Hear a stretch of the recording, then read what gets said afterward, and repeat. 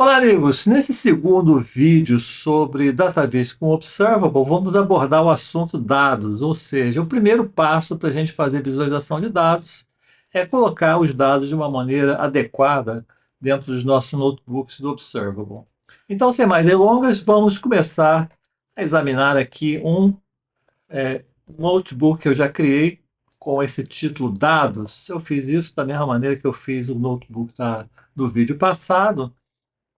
Criei um novo notebook, clicando aqui mais, e alterei o título para dados. Então, digamos que nesse notebook eu quero entrar com dados a respeito, digamos, de uma lista de compras que eu pretendo fazer na feira hoje.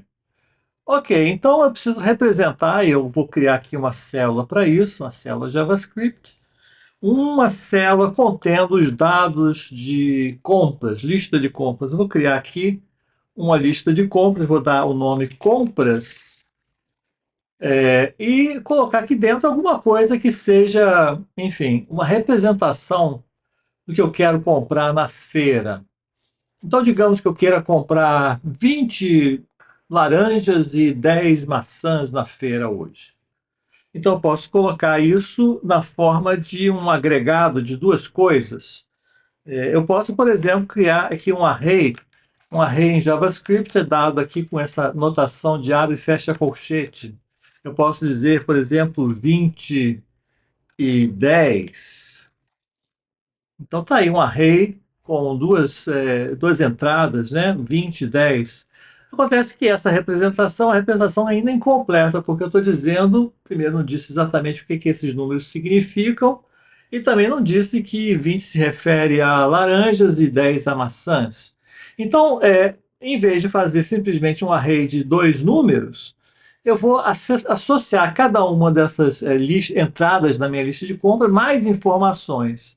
E para isso eu vou substituir esses dois números por uma informação estruturada, tendo exatamente essa explicação. Olha, o produto que eu quero comprar é isso e a quantidade que eu quero comprar é aquilo. Então, ao invés de um número simples, eu vou substituir esse número simples por um objeto cuja descrição eu vou colocar entre chaves. Essas chaves é a anotação que o JavaScript dá, prescreve para a gente representar objetos. Dentro das chaves, eu tenho que escrever os campos separados, né, dar o nome do campo e o valor do campo, separados por dois pontos. Então, a ideia é mais ou menos assim. Eu vou dizer, eu quero comprar o produto laranja. Observe que eu não posso simplesmente escrever laranja dessa maneira, eu tenho que dizer que laranja é uma cadeia de caracteres. Então, eu vou colocar aspas aqui. Laranja, e a quantidade, vou dizer que QTD é 20, um número, tá certo? Então, essa é a primeira linha da minha tabela. Laranja, o produto laranja, a quantidade 20, e a segunda linha da tabela vai ser o produto maçã, com a quantidade 10. Muito bom. Então, quando eu entro com essa célula, né, com esse valor, ele realmente formata aqui na forma de, enfim, de uma variável JavaScript. Ele já está dizendo alguma coisa sobre a forma dessa estrutura de dados. É um array com duas posições, e a primeira posição, que tem índice 0, é esse objeto tendo dois campos, produto e quantidade, e aqui na posição 1 temos outra linha com um objeto tendo produto maçã e quantidade 10. Então, esse formato, ou seja, um array de objetos, onde todos os objetos têm exatamente os mesmos campos, é o que eles costumam chamar de data frame ou data table. É uma maneira padronizada. A maior parte dos softwares de visualização de dados espera que os dados venham nesse tipo de formato. Então, já temos aqui uma lista de compras, e eu tenho essa representação numa célula, mas não é muito, assim, não é muito visualmente fácil de ver o que está acontecendo. O que eu posso fazer é criar aqui uma outra célula onde eu tenho uma representação visual disso sob a forma de uma tabela.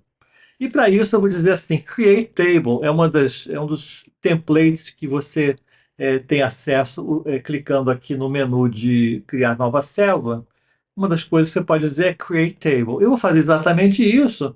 E observe o que aconteceu. Ele colocou aqui dentro dessa célula uma representação tabular com diversas coisas que eu vou mais ou menos falar para vocês o que são.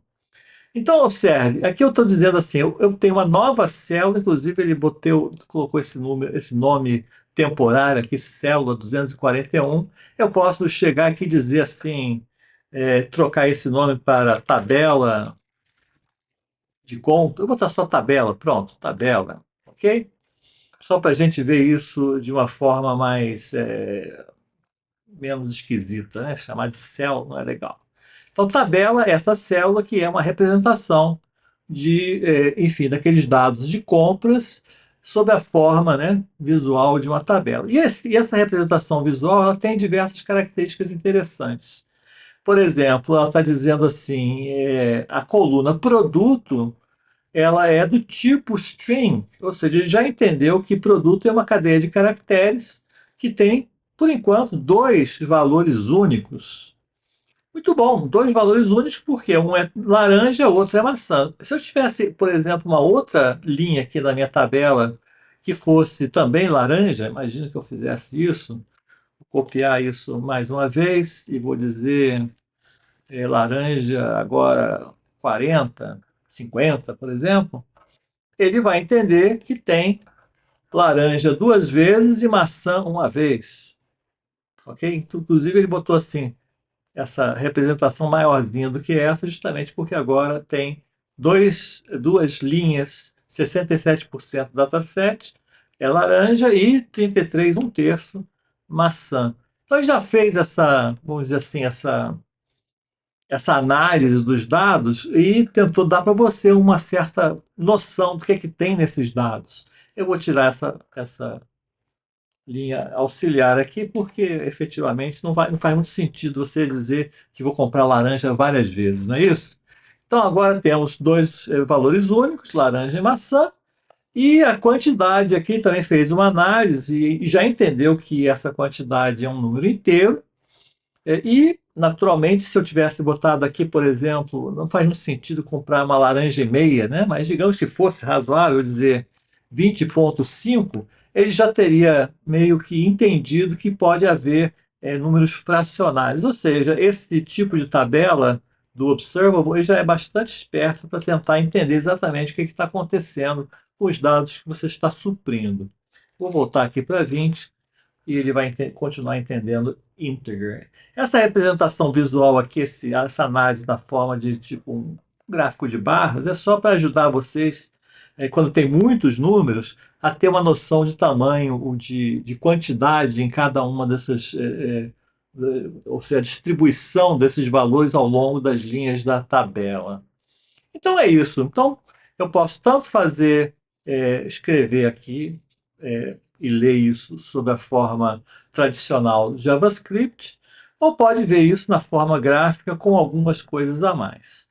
Então, sempre se você tivesse mais do que uma massa de dados, você poderia escolher aqui, ele daria uma opção de botar mais uma massa de dados aqui. Inclusive, eu vou fazer exatamente esse exercício, só para vocês entenderem como é que a coisa funciona. Aqui eu escrevi uma massa de dados aqui do zero, mas o próprio Observable já te dá para você brincar algumas massas de dados que ele usa bastante como exemplos. Vou procurar aqui embaixo, aqui, onde ele tem vamos ver aqui, sample data. Então ele tem já embutido, e você pode usar sempre que precisar, uma massa de dados a respeito de sobre pinguins, é uma massa de dados famosa sobre observações de pinguins na estação Palmer na Antártica. Se você colocar agora pinguins, ele vai te dar também uma outra massa de dados, que é essa massa de dados dos pinguins, que é também naquele mesmo formato, só que agora tem muito mais campos, ou seja, cada pinguim tem espécie, a ilha onde ela foi observada, Coleman length em milímetros. Coleman é o tamanho é o bico, né? O bico do pinguim. É o tamanho do flipper, ou seja, das asinhas do pinguim, a massa em gramas e o sexo, tá certo? Ou seja, existem aqui 344 pinguins que fez parte desse recenseamento de pinguins aí na estação. E, enfim, é uma outra massa de dados. Inclusive, eu posso agora também dizer assim: eu queria usar essa massa de dados ao invés da minha lista de compras. Como é que eu faço isso? Eu posso chegar aqui e dizer assim, dar um nome para essa massa de dados, dizer assim, pinguim, deixa eu botar em português, pinguins igual a penguins. Penguins já é o nome da massa de dados embutida, mas eu quero dar um nome aqui no meu notebook, chamar isso de pinguins. E agora eu posso fazer, por exemplo, da seguinte forma: em vez de dizer compras, eu posso querer usar pinguins. Ele vai dar uma outra representação, é, vai fazer uma análise dessa massa de dados. Vocês podem ver que agora tem essencialmente três tipos de espécie: Adelie, Gentoo e alguma outra coisa que eu não sei. É Chinstrap. Vocês podem ver aqui que tem aqui Chinstrap. Se você clicar aqui, ele mostra só as linhas que tem Chinstrap, só Gentoo, só Adelie, ok? Aqui ele também fez uma mini representação gráfica a respeito da coluna Island, que é a ilha onde ele foi observado. Também tem três categorias: tem Biscoe, Dream e Torgensen. E assim por diante. O tamanho, né, do bico, o comprimento do bico, acho que é a largura do bico, o comprimento das asinhas, a massa do corpo, etc. Enfim, tem diversas informações aqui nesse recenseamento de pinguins e você pode analisar aqui, até sem fazer nenhum gráfico especial, você já pode fazer uma análise dos seus dados usando apenas essa tabela que o Observable permite você criar a partir de qualquer massa de dados, ok? Deixa eu só desligar aqui e dar um reset para ele tirar todos os filtros, porque na hora que você vai clicando ele vai filtrando. Inclusive você pode acrescentar um filtro explicitamente aqui, clicando em filtro e dizer, imagina que você queira apenas a espécie Adelie, é a mesma coisa que tivesse clicado ali Adelie lá em cima, ok? Eu vou remover esse filtro, ou seja, agora estou vendo a massa de dados inteira. Enfim, esse tipo de célula para visualizar a massa de dados é bastante útil e você pode fazer um bom serviço de dar uma olhada no que seus dados contêm, apenas fazendo uma célula desse tipo e colocando ali dentro os dados que você tem. Agora, eu pergunto para vocês, imagina que você tivesse uma massa de dados externa. Imagina que eu tivesse, por exemplo, essa lista de compras num array ou numa planilha Excel, ou alguma coisa do gênero. Mas vamos até fazer uma cópia dessa massa de dados aqui, compras, e vou chegar aqui, por exemplo, nesse menuzinho e dizer assim, salva isso sob a forma de um CSV. CSV é um Comma Separated Value File, ou seja, um arquivo de planilha guardado na forma de texto com os valores separados por vírgulas. Então, se eu colocar download CSV, ele vai criar um arquivo. Vou olhar aqui ele no meu computador, o nome desse arquivo agora, não sei se vai aparecer, ele não aparece aqui no vídeo, mas eu posso ver que ele apareceu aqui no meu computador com o nome de compras.csv. Eu posso então, imagina se não tivesse, vou apagar aqui, pronto. Apaguei essa célula, não tem mais compras. Mas eu quero ler esse arquivo de compras a partir do CSV é, externamente. Quero incorporar no meu notebook aqui esse arquivo de compras, ou imagina um outro arquivo qualquer que eu tivesse numa planilha que eu quisesse colocar aqui dentro da minha planilha, dentro do meu notebook. Para isso, o que eu faço é criar um attachment. Esse attachment está no meu computador, aqui esse arquivo é nome é compras.csv. Eu vou clicar aqui nesse clip e vou dizer, quero acrescentar um file attachment. O que é um file attachment? É um outro arquivo que você vai incorporar ao seu notebook. Normalmente esses arquivos têm coisas como imagens, massas de dados, música ou algum outro tipo de mídia. No nosso caso, é uma tabela no formato CSV e vocês podem também usar formatos XLSX e JSON. Eu vou usar CSV, que é um formato bastante comum vocês encontrarem em massas de dados por aí. E se você tem uma planilha Excel ou Google Sheets, você pode sempre salvar no formato CSV. E aqui você pode, então, acrescentar esse arquivo clicando mais em File Attachments e selecionando aqui do seu computador o arquivo compras.csv upload. Então aqui está, esse arquivo apareceu aqui dentro. Ele não está ainda representado como uma célula, mas se você clicar nesse íconezinho Insert into Notebook, ele vai criar uma célula chamada compras. Observe que ele já incorporou essa célula compras na forma de uma representação de tabelas. Então aqui eu tenho aqui a minha tabela original, já também incorporada ao meu notebook sob a forma de uma um arquivo CSV. Então é isso que eu queria mostrar para vocês por hoje, como trabalhar com dados, como incorporar novos arquivos sob a forma de CSV, ou se vocês podem, se vocês quiserem, colocar os seus dados na forma de data frame, costurando esses dados através de código JavaScript, tá certo? Então ficamos aqui por hoje e a gente volta no próximo vídeo. Um abraço a todos.